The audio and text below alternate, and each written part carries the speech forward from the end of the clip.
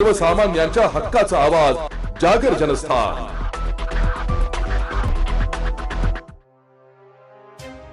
प्रभाग क्रमांक 22 चे शिवसेना उद्धव बाळासाहेब ठाकरे, महाराष्ट्र नवनिर्माण सेना, काँग्रेस व महाविकास आघाडीचे अधिकृत उमेदवार केशव पोरजे, योगेश गाडेकर, वैशाली ताणी, संजीवनी हांडोरे यांच्या विहितगाव येथील प्रचार कार्यालयाचे उद्घाटन खासदार राजाभाऊ वाजे यांच्या हस्ते संपन्न झाले।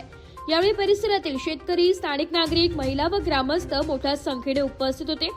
शिवसेनेचे चारही उमेदवार आपली सेवा करण्यासाठी सज्ज झाले, त्यामुळे त्यांना तुम्ही मतरूपी आशीर्वाद द्यावे असे खासदार राजाभाऊ वाजे यांनी यावेळी सांगितले।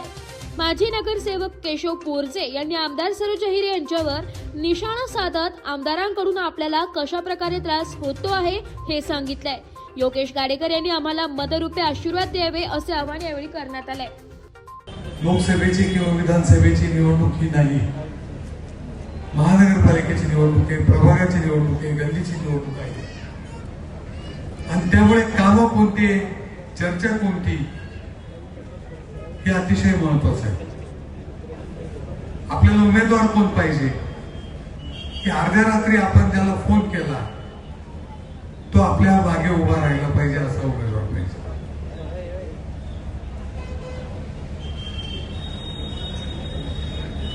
लाईट चालू नाहीये, स्वच्छता आहे की नाही हे पाहायला पाहिजे, नळाला पाणी येतं का नाही हे पाहायला पाहिजे। आणि मग हे पाहायला कोण पाहिजे तर सर्वसामान्य घरातील उमेदवार पाहिजे की आपण सर्वसामान्य उमेदवाराला सर्वसामान्य माणसं बोलून सांगितलं पाहिजे की आता हे माझं काम अडलेलं आहे, आमच्या गल्लीत पाणी येत नाही, लाईट लागली नाही, कचरा साफ होत नाही। आणि मग त्याच्यासाठी हे जे उमेदवार आहेत हे चारही उमेदवार त्यासाठी एकदम परफेक्ट आहेत असं माझं वैयक्तिक मत आहे।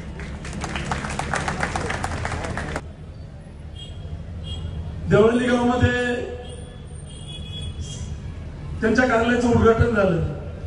त्या कार्यालयात माननीय आमदारताई बोलल्या की तुम्हाला 10वी शिकलेला उमेदवार निवडून द्यायचा की ग्रॅज्युएशन झालेला निवडणूक उमेदवार। 10वी माझी झाली, माझ्या शिक्षणावर बोलतात। भाऊ, माझी परिस्थिती नव्हती शिक्षणाची, नाही शिकू शकलो, पण समाजसेवा करतो ना ती महत्वाची। एखाद्याच्या परिस्थितीवर तुम्ही बोलू नका। तुम्ही आमदारकी लढला त्यावेळेस लोकांनी तुम्हाला वर्गणी देऊन निवडून आणलं हे का विसरताय? आणि आज 20% पैसे कमवले आणि त्या पैशांनी गावं विकत घेताय, ही तुमची वृत्ती का? अहो, जमिनीवर ही जनता आहे, तुम्हाला खुर्चीवर बसवते आणि खुर्चीवरून उतरवते देखील। आणि हे विदगाव आहे, इथं चांगले चांगले आणि चांगले चांगले खाली आले, त्यामुळे तुम्ही काही बोलायचं नाही। काय त्रास होतोय, आमची काढायची तयारी आहे आणि जेलमध्ये जायची तयारी आहे। आणि ती जर वेळ आली तर आम्ही जाऊ, पण फक्त मला तुम्हाला एक विचारायचं आहे, तुम्ही कामावर बोला। आमच्या मागे कोणीच नाहीये, 4 उमेदवार वन फिरतोय आणि तुम्ही भाषणात सांगता ताई की यांनी 5 वर्ष काहीच कामं केली नाही। ठीक आहे, जर आम्ही 5 वर्ष कामं केले नाही मग तुम्ही का दारोदार फिरताय? तुम्ही फिरू नका ना दारोदार। जर आम्ही कामं केले नाही तर लोक आम्हाला मतदान देणार नाही, तुमच्या उमेदवाराला मतदान देतील। आम्हाला म्हणता गाड्या बदलून फिरता, अहो तुम्ही स्कार्फ बांधून हेल्मेट घालून फिरता रात्रीचे।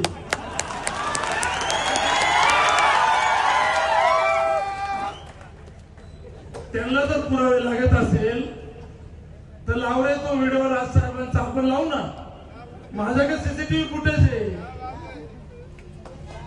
एका देवळाली गावामध्ये जाऊन तिथला उमेदवार म्हणतो तिथल्या मतदाराला काही हे उमेदवार आल्यावर यांना चपलाने मारा, तो देखील व्हिडिओ आहे आमच्याकडे। ही तुमची संस्कृती आहे का? जर तुमच्या घरी उमेदवार आले आणि तुम्ही उमेदवारांना ओवाळलं, ती रील जर व्हायरल झाली तर तुम्हाला फोन येतो तुम्हाला गावात राहायचंय का, तुम्ही कसं काय ओवाळलं, म्हणजे ही वृत्ती का तुमची, याच्यावर तुम्ही निवडणुका जिंकणार आहे का? तुम्ही मला विचारता की केशव पोरजेंनी काय केलं, मग या गावात 10 वर्ष नगरसेवक होता, त्यांनी काय केलं? दिली ना संधी तुम्हाला शिवसेनेने, थांबले ना अंडोरे. आमच्या लताताई अंडोरे स्टँडिंग असताना तिकीट कट झालं, पण शिवसेनेत राहिल्या, बीजेपीत नाही गेल्या. पळाले. आज कोटुळेंनी अंडोरे मागे उभं राहायचं होतं. हा तुमचा मोठेपणा असता. आमच्या ताई भाषणात बोलल्या, कोठुळे ताईंचं तिकीट कट झालं, खूप वाईट वाटतं. आता कोठुळेंचं बघतील. ताई, तुम्ही आमच्या पोरजेंचं तिकीट केलं वडनेर गेटवरून कट, आता पोरजे पण बघून घेतील. फिरले ना ते पोरजे तुमच्या मागे, वनवणूक करीत फिरले, विधानसभेला फिरले, मग त्या पोरजेचं तिकीट का कट केलं याचं उत्तर द्या. तुमच्याकडे कुठल्याच प्रश्नाचं माझ्या उत्तर राहणार नाही. मी फक्त मर्यादित बोलतो. माझ्या समोर महिला आहेत आणि मला जितका त्रास द्यायचा असेल तुम्ही बिंदास द्या, कारण की माझं आयुष्य या संघर्षातून निर्माण झाले.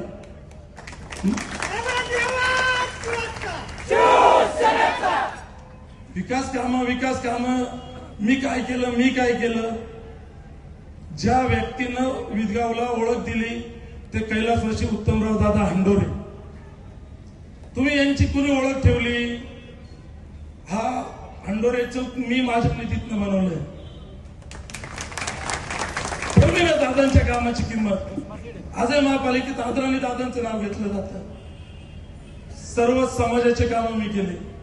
संत गाडगे महाराज पुतळा सुशोभीकरण मी केलंय माझ्या निधीतून. कब्रस्तानचा जो दफन विधी होतो मुस्लिम समाजाचा, त्याची संरक्षण भिंत असेल, त्याचं पत्र्याचं शेड असेल, तिथं हातपाय धुण्याची सोय असेल, तिथलं गेट असेल, ते मी केलंय. सांगतो ना छाती ठोकून. विठ्ठल मंदिरामध्ये सभामंडप वरती स्लॅब टाकला, तो गाडेकरताई असतील आमच्या सर्वांच्या निधीतून झाला. केलं ना ते काम आम्ही.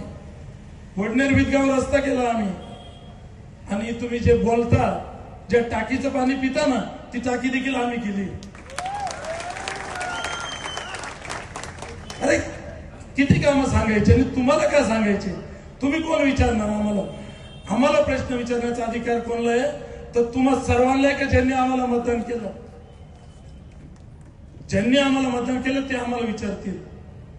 काही झालं की धमकी, काही झालं की धमकी.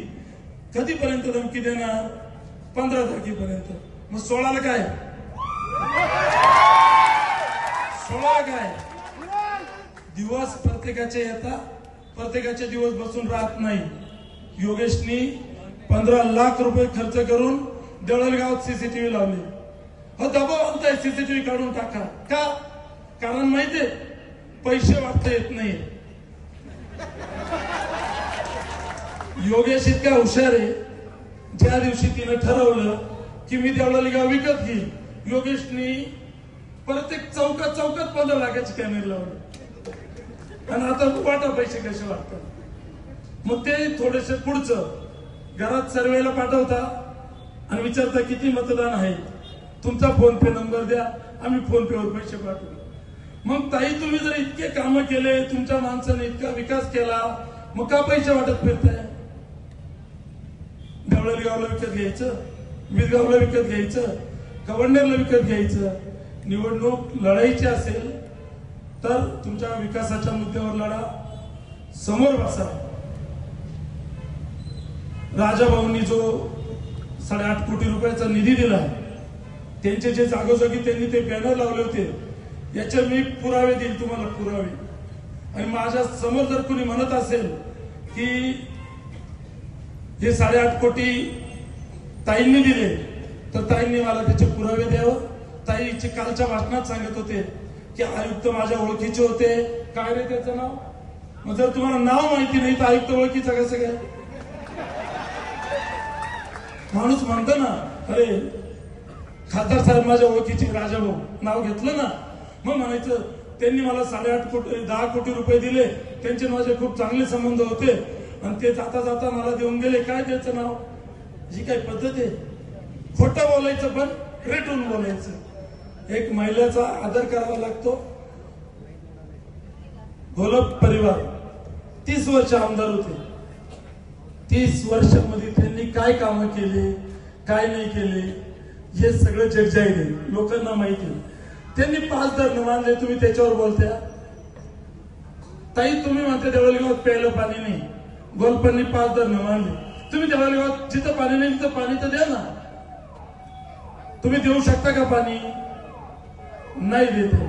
मग मला एवढंच म्हणायचंय, तुम्ही स्वतः काही देऊ शकत नाही, दुसऱ्याच्या कामाचं श्रेय घेता. मशाल निशाणी समोरचं बटन दाबून आम्हा 4ही उमेदवारांना या ठिकाणी प्रचंड मतांनी निवडून द्यावं हीच या ठिकाणी विनंती करतो. आणि जाता जाता फक्त एक काय, आता सध्या शेरो शायरी पण खूप महत्वाची झाली आहे. जे शेरो शायरी करतात ना, त्या शायरींची खूप मोठी कमाल असते. एकदम मोजकं बोलता पण कमालीचं बोलता. सध्या माझे इथे खूप आवडते नेते आहेत जयंतराव पाटील. त्यांचं सध्या इंस्टाग्रामवर खूप मस्त रील्स चाललेत. काय रील्सचा जमाना आहे, पण रिअल कोण आहे ना हे पण आपण ओळखलं पाहिजे. खूप छान वाक्य आहे, अभी हमारा ध्यान वक्त बदलने पे है, अभी हमारा ध्यान वक्त बदलने पर है, रंग बदलने वालों को हम बाद में देख लेंगे. धन्यवाद. जय हिंद, जय महाराष्ट्र. जागर जनस्थानसाठी प्रतिनिधी संदीप नवसे, नाशिक.